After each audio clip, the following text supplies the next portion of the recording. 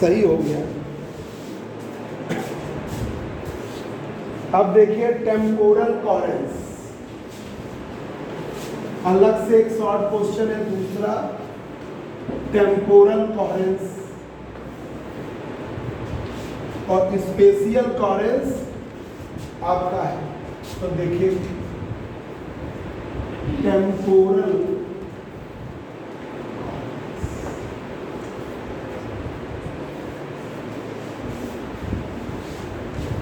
ठीक है, temporal coherence में वेव जो है प्योर साइन फॉर्म दिखा रही है, साइनोसॉइडल फॉर्म दिखा रही है इनफाइनाइट टाइम तक और इनफाइनाइट स्पेस तक। ये देखिए टाइम के अकॉर्डिंग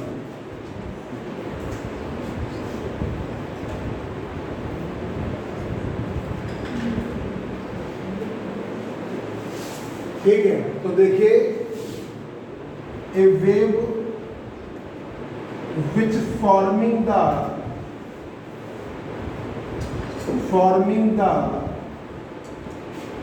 sinusoidal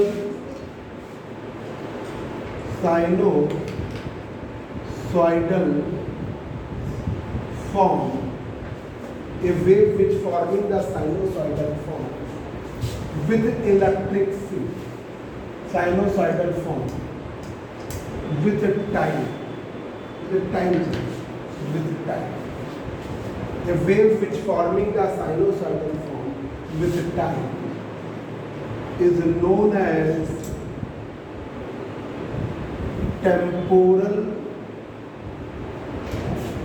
coherence। उससे हम क्या कहेंगे?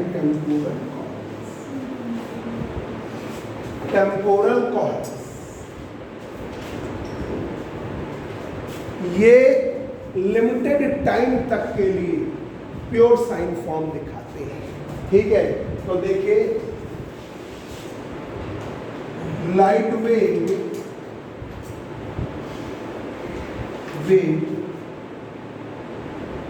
forming the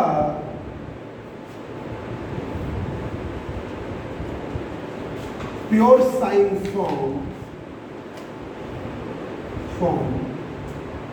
for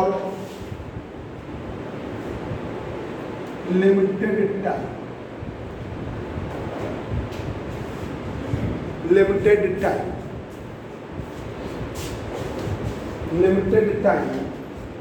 because excited atom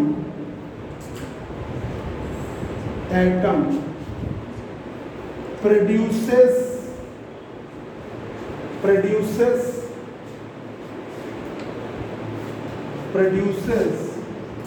photon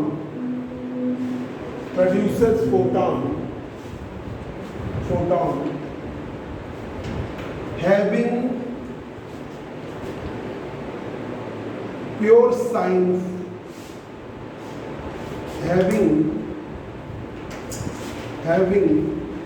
pure sine form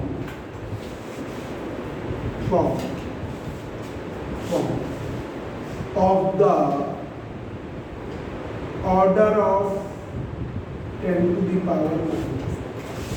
तो ये देखिए ये एक्साइटेड स्टेट है E2 और इससे E1 पे जा रहा है। एटम जब एक्साइटेड एटम की फिर थ्योरी पढ़ने लगेगी क्या बेफालतू स्कूल की कि एक्साइट हो रहा है, वो सब हमें नहीं चलता। एक्साइटेड एटम रुक रहा है वो बात अलग है, वो hν का फोटॉन प्रोड्यूस कर रहा है और उसका फॉर्म है 10 to the power minus 8 second के लिए साइन। उसका साइन फॉर्म है 10 to the power minus 10। वो टाइम जिसके लिए वो प्योर साइन फॉर्म दिखाएगा उससे हम क्या कहेंगे? Coherence time. और उसमें जो डिस्टेंस ट्रेवल करेगा वो कहलाएगा कोहेरेंस टाइम, ठीक है। तो वो देखिए वो टाइम जिसके लिए वो कोहेरेंस टाइम दिखाएगा उसे हम कहेंगे कोहेरेंस टाइम। देखिए जरा ये पूरी थ्योरी है, इसलिए हमने पॉइंट में कर दिया कि आपको पॉइंट वाइज याद करने में दिक्कत नहीं है। ये देखिए पीलिया, ये फील्ड, अब पता चला वेट रिड्यूस, यहां तक उसने साइन, फिर ब्रेक, फिर उसने साइन फॉर्म। ठीक है, तो वो समय जहां तक वो साइन फॉर्म था, मान लीजिए वो है कॉरेंस टाइम, वो सर्टेन टाइम जिसके लिए उसका फॉर्म साइन, फिर ब्रेक होगा, फिर आपका साइन फॉर्म, फिर ब्रेक होगा, फिर साइन फॉर्म। भाई एक फोटान निकला, उसने साइन फॉर्म बनाया, फिर दूसरा निकलेगा, तो एकदम लगा हुआ थोड़ा निकलता, तो हल्की फुल्की गैपिंग आती है। ठीक है, हल्की फुल्की। अब जैसे हम बोल रहे हैं तो बोलने में हमारी साउंड जो है एक बार आई, उसके बीच में गैप होगा। अब वो बात अलग है कि कंटिन्यूटी। ठीक है, अटल बिहारी वाजपेयी जब बोलते थे तो जैसे एक थोड़ा बोल दिया फिर वो शांत हो जाते थे, फिर बोलते थे, है ना, तो वो उनके में गैप ज़्यादा था, और हम लोग क्या कंटिन्यूअस बोलते थे, तो भी गैप होता है साउंड के बीच। एक फोट एनर्जी का पैकेट आया, फिर दूसरी एनर्जी का पैकेट, फिर तीसरी, ऐसे ही यहाँ पर होता है कि फोटान ने एक एचन्यू ने प्रोड्यूस किया, फिर दूसरा एक्साइटेड है फिर प्रोड्यूस करेगा, फिर तीसरा एक्साइटेड है वो, तो हल्का फुल्का गैप आता रहता है। पर लेजर में हमने इसीलिए तो बनाए रखा कि वो कंटिन्यूटी लगातार रहे। जैसे लाइट है, इसमें बहुत गैप है, इसमें लार्ज गैपिंग है, इस लेजर में कम है, पर है, बहुत कम है पर है। तो वो time certain time for which light wave represent the pure sine form. A certain time for which light wave represent the pure sine form, represent करेगी pure sine form। ठीक है, known as coherence time, उससे हम क्या कहेंगे, coherence। ठीक है, वो है coherence time। coherence time क्या है, टाउ। कॉरेंस टाइम में जो डिस्टेंस ट्रेवल होगी उसे कहेंगे कॉरेंस। ठीक है, इन कॉरेंस time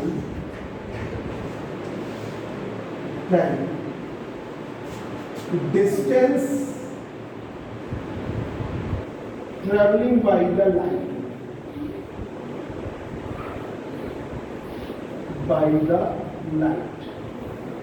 distance traveling by the light।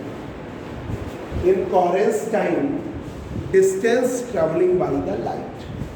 coherence time में जो distance light के द्वारा ट्रेवल होगी, in coherence time distance traveling by the light is known as coherence length। coherence L बराबर टाउ। ये भाई कॉरेंस लेंथ और कॉरेंस टाइम, ये उसमें भी लिखा हुआ है आपके इंटरफेरेंस को भी लिखा, बड़ा इंपॉर्टेंट, कॉरेंस टाइम और कॉरेंस। तो a certain time for which light wave represent the pure sine form. एक सर्टेन टाइम जिसके लिए लाइट वेव रिप्रेजेंट करती है प्योर साइन फॉर्म, उससे हम क्या कहते हैं, कॉहेरेंस टाइम। ये देखिए, इसने के लिए ये एक एचन्यू का पैकेट है, इसके लिए उसका, ठीक है, कॉहेरेंस जरा चलेगा, अमन हाँ भेज रहे हैं, तो प्योर साइन फॉर्म है, तो उसे क्या कहते हैं, कॉहेरेंस टाइम। ठीक है, और जितने कोहेरेंस टाइम के लिए जो लेंथ है वो है कोहेरेंस लेंथ। तो L है कोहेरेंस लेंथ, उसका कैपिटल L है कोहेरेंस लेंथ और टाउ है कोहेरेंस टाइम। अंश का चाय पियोगे? आज तो घर से सीधा चली आ रही हूँ।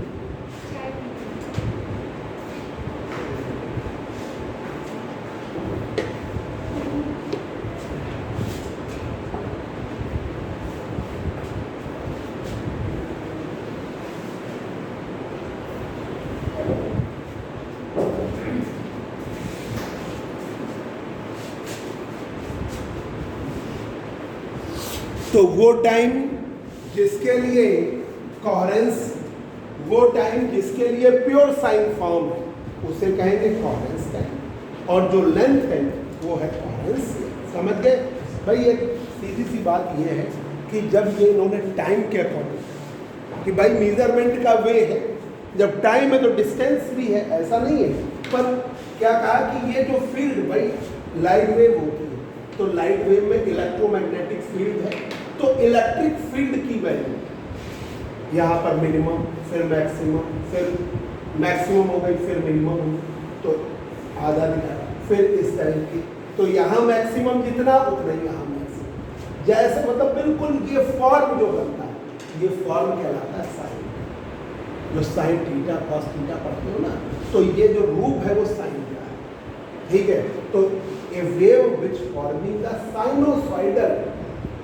Sinusoidal form with time, sinusoidal form बनाएगा टाइम के साथ, तो हम उसे क्या कहेंगे? Temporal coherence.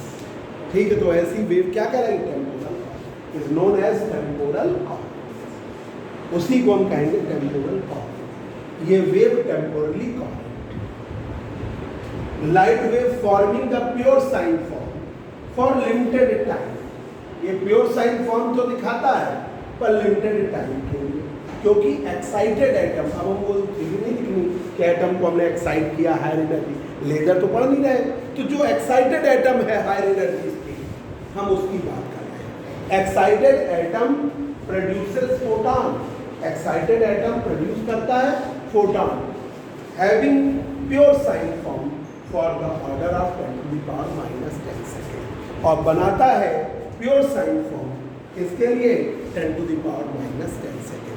तो जो एक्साइटेड एटम है वो एक्चुअली फोटॉन एमिट करेगा, वो फोटॉन एक सर्टेन टाइम के लिए प्योर साइन फॉर्म, उसका ऑर्डर मेजर किया गया 10⁻⁻10 सेकेंड। तो ये प्योर साइन फॉर्म है 10⁻⁻10 सेकेंड। ठीक है नीतीश मानस, कहीं पूछना पूछ लो, कोई दिक्कत नहीं। जो ये रूप है उस रूप को हम कहते हैं साइनोसॉइडल। ठीक है, साइनोसॉइडल फॉर्म जो साइन का फॉर्म होता है, जैसे एसएचएम में लाइट वेव को हमने साइन वेव माना है ना, तो उसका फॉर्म यही है ऐसे। और जो साउंड वेव होती है उनका भी लगभग सभी वेव का फॉर्म साइन का ही होता है। ठीक है, और साइन का है तो π/2 फेज डिफरेंस पे कॉस का होता है, तो उसमें कोई अंतर नहीं है। ठीक है, पर साइन ज़्यादा यूज होता तो सब कुछ साइनोसॉइडल। ठीक है, अब देखिए तो ये एक्चुअली फोटॉन ने 10⁻⁻10 सेकेंड के लिए प्योर साइन फॉर्म दिया। एक certain time for which light wave represent pure sine form known as coherence time. Light wave क्या प्रदर्शित करती है? प्योर साइन फॉर्म, तो उसे हम क्या कहते हैं? Coherence time. इन कोहेरेंस टाइम में distance travelling by the light, जो लाइट के द्वारा डिस्टेंस ट्रेवल की जाएगी तो उसे हम क्या कहेंगे? Coherence time. Distance travelling by the light is known as coherence time. ये तो ये दो बहुत इंपॉर्टेंट टॉपिक है, कोहेरेंस टाइम और कोहेरेंस लेंथ। अब इसमें एक्सपेरिमेंट का एनालिसिस जरूर रहती है, तो देखिए इसका एक्सपेरिमेंटल वेरिफिकेशन, इसका देखिए एक्सपेरिमेंटल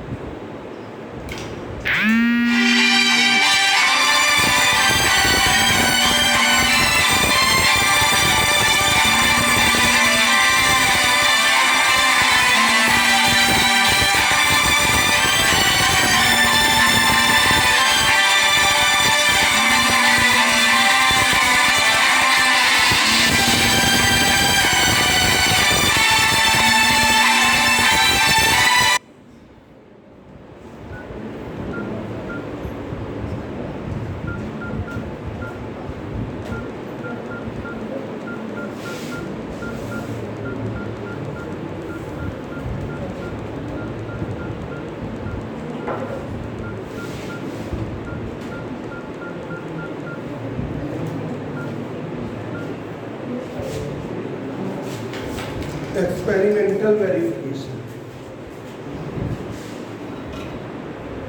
इसमें एक्सपेरिमेंटल वेरिफिकेशन में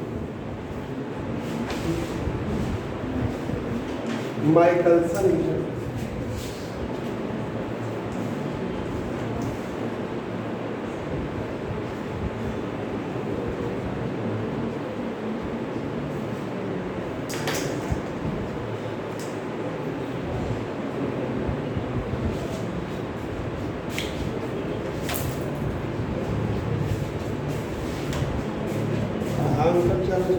बताइए।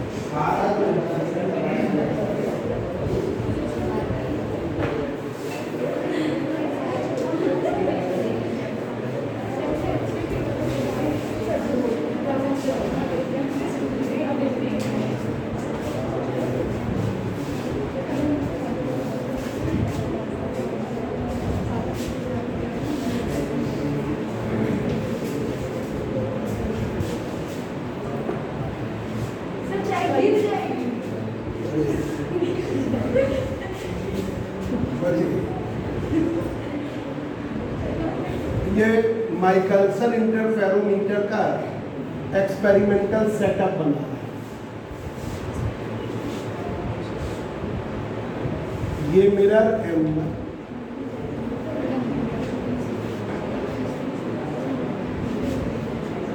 Mirror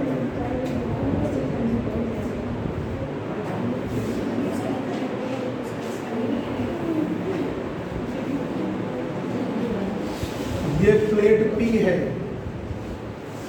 compensating plate Q,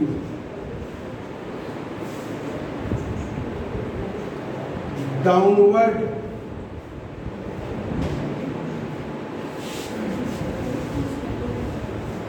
travelling microscope T, downward travelling microscope T,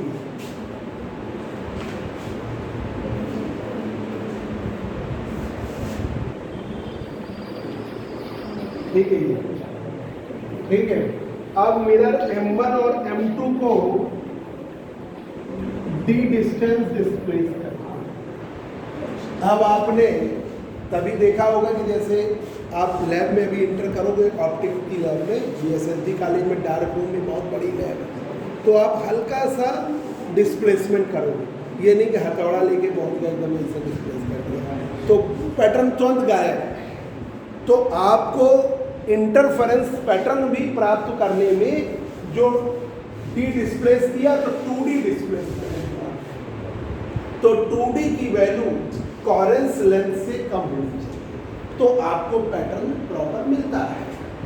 और 2D की वैल्यू अगर ज़्यादा आपने कर दिया तो आपका पैटर्न गायब हो जाएगा, कोई कोहेरेंस नहीं होगा और पैटर्न फील्ड ऑफ व्यू से गायब हो जाएगा। तो देखिए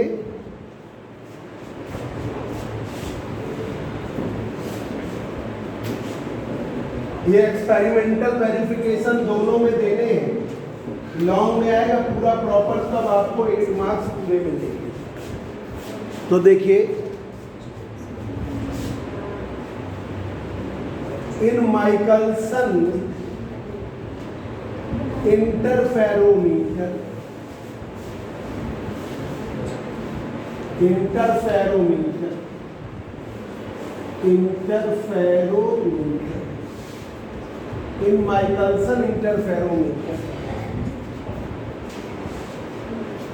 in Michelson interferometer mirror M1 और M2 displaced a distance d.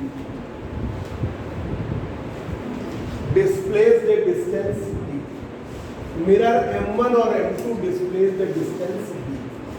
तो यहाँ पर 2D की वैल्यू अगर कोहेरेंस लेंथ से कम होगी, 2D की वैल्यू अगर कोहेरेंस लेंथ से कम होगी तो आपका डेफिनेट फेज रिलेशनशिप रहेगा और इंटरफ्रिंजेस आप ऑब्जर्व करोगे। ठीक है, there is a definite phase relationship and तभी तो कह रहे हैं कि बहुत हल्का समझ, ये नहीं कि आप ऐसे करिए ऊपर ऐसे करिए, बिल्कुल हल्का, कुछ नहीं है।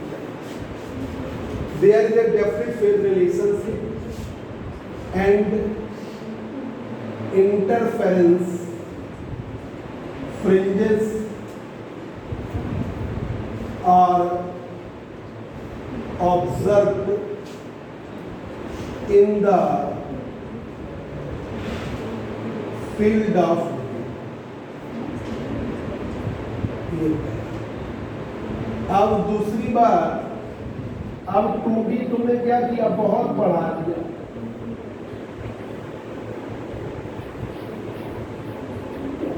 2D तुमने चाहे कितना, जैसे आपने क्या किया, डी को ऐसे करके 2 सेंटीमीटर ऊपर कर दिया, पैटर्न का है, कुछ नहीं दिखाई देगा, कोई फेज रिलेशनशिप नहीं ले रह जाएगी और फ्रिंजेस क्रॉस कर जाएंगी फील्ड ऑफ व्यू। ठीक है, हाँ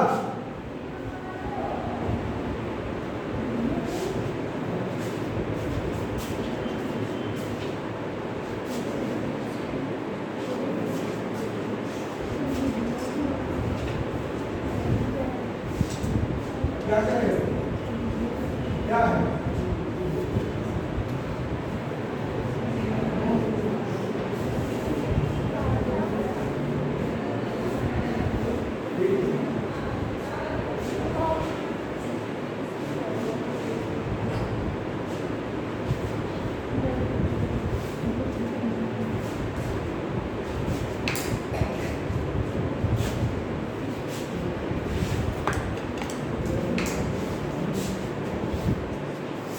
there is no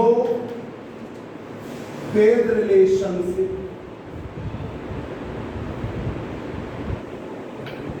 and interference fringes are cross the field of interference fringes or cross the field of interference fringes cross कर जाएंगी field of interference fringes cross the field of cross कर जाएंगी field of ये experimental verification यहाँ पर हर experiment के साथ होगा। अब देखिए स्पेशियल कोहेरेंस का, ये वाली प्लेट कौन सी कहलाती है? Semi silver polished plate. दूसरी वाली compensating plate. Mirror M1 perpendicular M2, ठीक है। इस स्थिति में ऐसा पैटर्न, ज़्यादा उसको बताने की जरूरत नहीं है, इस टाइप का फ्रिंज पैटर्न आप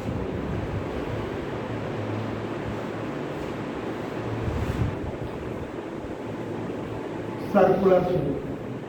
तो अगर आपने डी को बिल्कुल ना के बराबर, बिल्कुल कुछ मिलीमीटर में डिस्प्लेस किया, तो आपको वो 2D की वैल्यू क्या रहेगी? कोहेरेंस लेंथ से कम रहेगी। तो आपका डेफिनेट फेज रिलेशनशिप होगा और फ्रिंज पैटर्न आपको फील्ड ऑफ व्यू में दिखेगा। आपने क्या किया कि ऐसे ही आपने उठाया और इसे 2 सेंटीमीटर 3 सेंटीमीटर आपने बाहर या अंदर कर दिया, पैटर्न गायब हो जाएगा, कोई फेज रिलेशनशिप नहीं रहेगी और इंटरफेरेंस फ्रिंजेस क्रॉस कर जाएगा फील्ड ऑफ व्यू। ठीक है। अब देखिए नोट कर लीजिए, 2 पॉइंट है इसमें।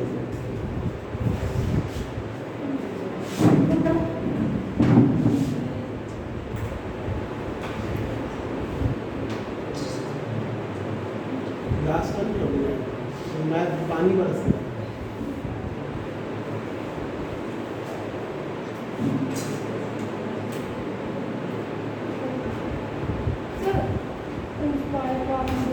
वो मिल ही नहीं रहा है। हमको उस दिन फोन किया था कॉलेज से, मेल में ढूंढ देते हैं,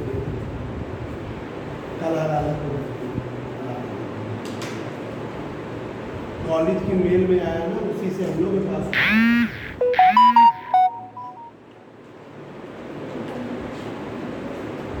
हमको बता दिया। वैसे हमने ग्रुप में भी डाला था, वो हमारे से बहुत ज़्यादा लोग हो जाते हैं। हो गया बच्चों, जल्दी करो, स्पीड बढ़ाओ। आशीष द्विवेदी लिख लिया?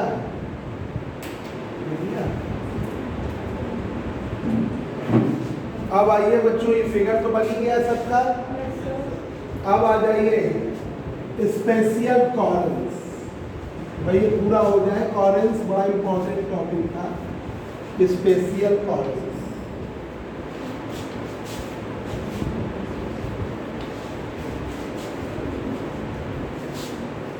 Special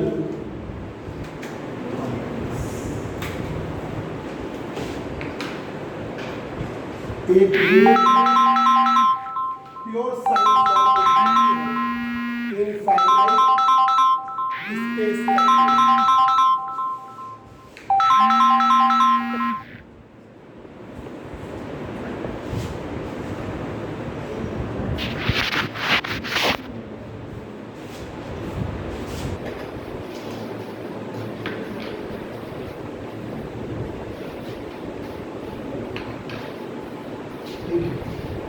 a wave which represent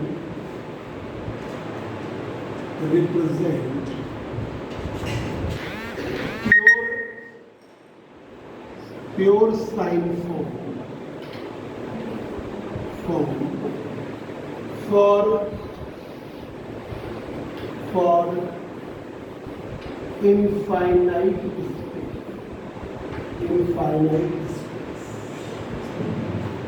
space is known as spatial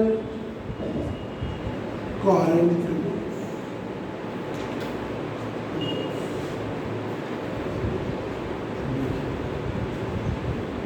ये लिया टाइम, ये लिया टाइम स्पेस डिस्टेंस, और ये लिया फील्ड, और इसका प्योर साइंस स्पेस के अगर। अब देखिए लाइट वेव है, प्रोड्यूस हो रही है सोर्स एस, एक इस डायरेक्शन में जा रही है, एक इधर,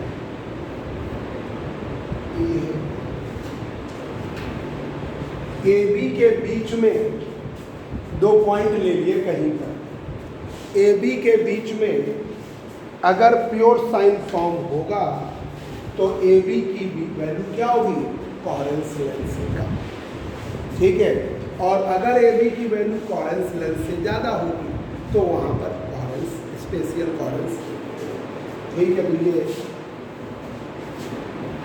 फिगर में सोर्स लिख दे थोड़ा सा फिगर के according point. We taken light source as light source as, हमने लाइट सोर्स एस बाई विच, जिसके द्वारा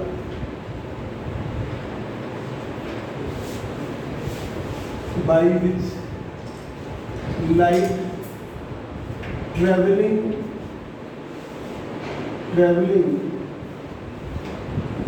in the path SC and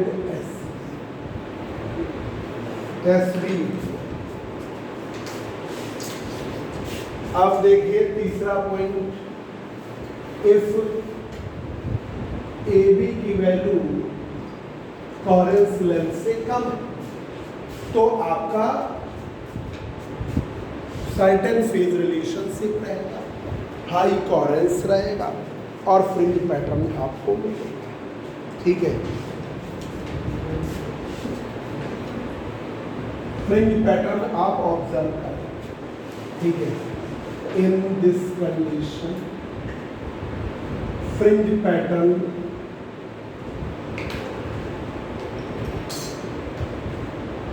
will be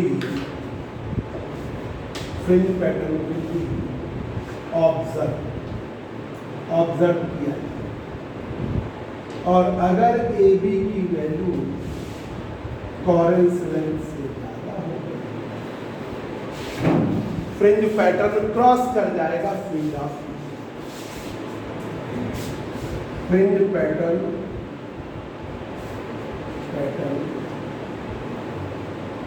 cross the field of, ये स्पेस के अकॉर्डिंग है डिस्टेंस। अब इसका भी एक्सपेरिमेंटल वेरिफिकेशन,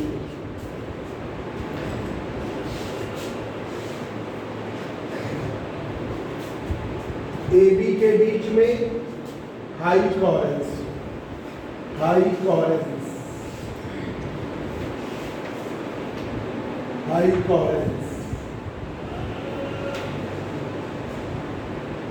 between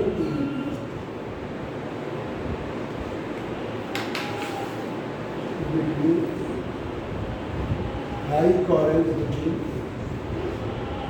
ठीक है। ए बी के बीच में इस स्थिति में low coherence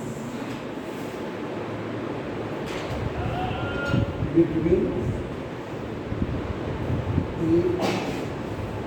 low coherence, high coherence between A B, low coherence between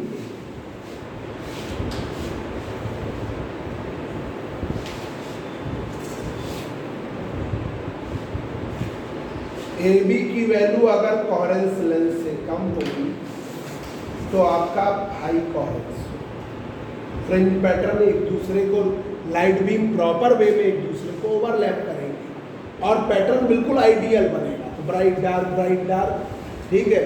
और जब आपका बहुत ज़्यादा बड़ा हो जाएगा तो फील्ड आप बन भी नहीं है तो आप देख नहीं पा रहे, तो वो क्रॉस करेंगे फील्ड आपकी, ठीक है। और जब बहुत बड़े रीजन में चली जाती है तो फिर वो पैटर्न उतना आइडियल रहेगी, तभी तो आप एक सर्टेन रीजन में प्राप्त करते। यही काम ही एक्सपेरिमेंटल सेटअप का, यंग डबल स्लिट एक्सपेरिमेंट का, कि S1 S2 पास में रहें, लाइट बीम ओवरलैप करें प्रॉपर वे में, आपको फ्रिंज पैटर्न आपके फील्ड ऑफ व्यू में आए, ठीक है। देख लीजिए, a wave which represent pure sine form for infinite space, infinite space is known as spatial coherent wave. उसे हम क्या कहेंगे? Spatial coherent wave. यहाँ डिस्टेंस के अकॉर्डिंग उसका साइन फॉर्म है, ठीक है।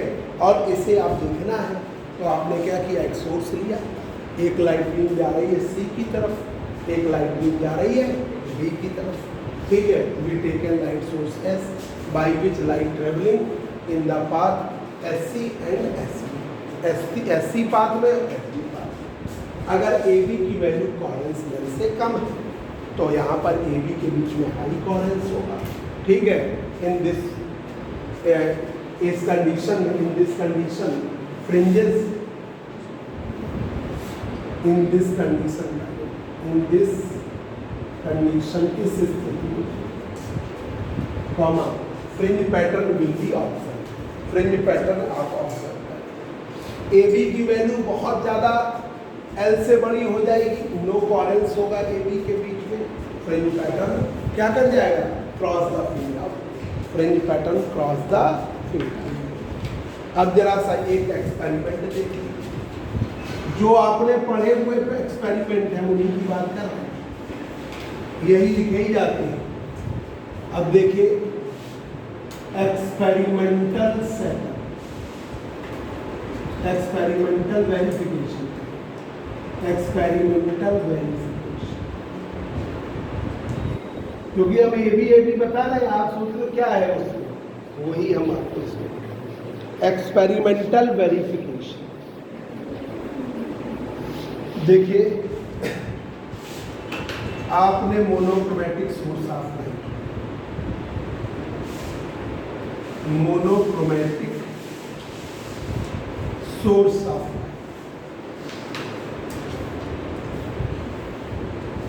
लाइट बीम सिलेक्ट करते हैं, इसके आगे S1 है,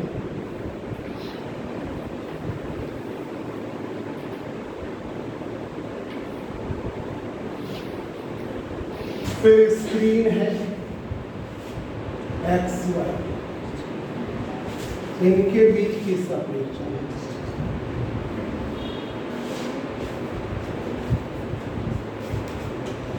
इनके बीच की सेपरेशन है कैसे?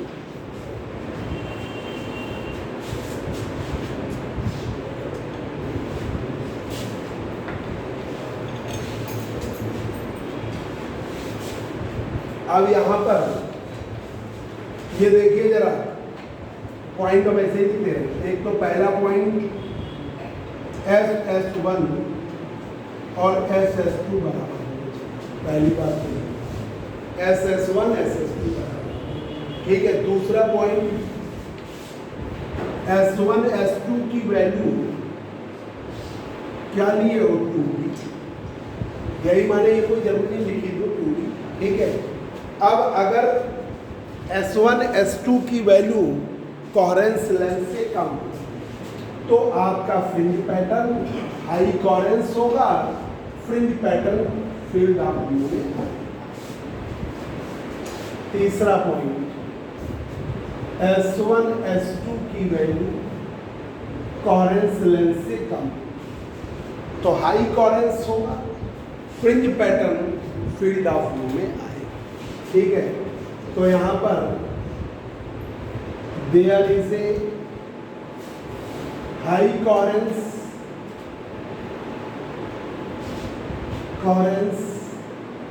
And fringe pattern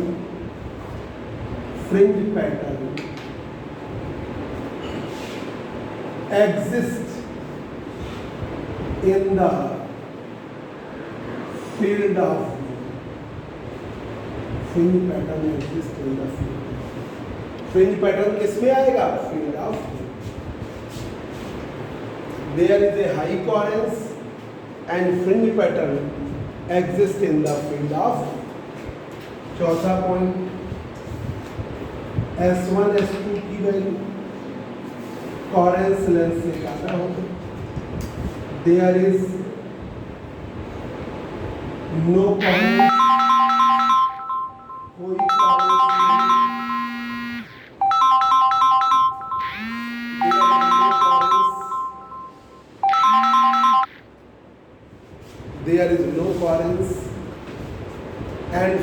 pattern, fringe pattern,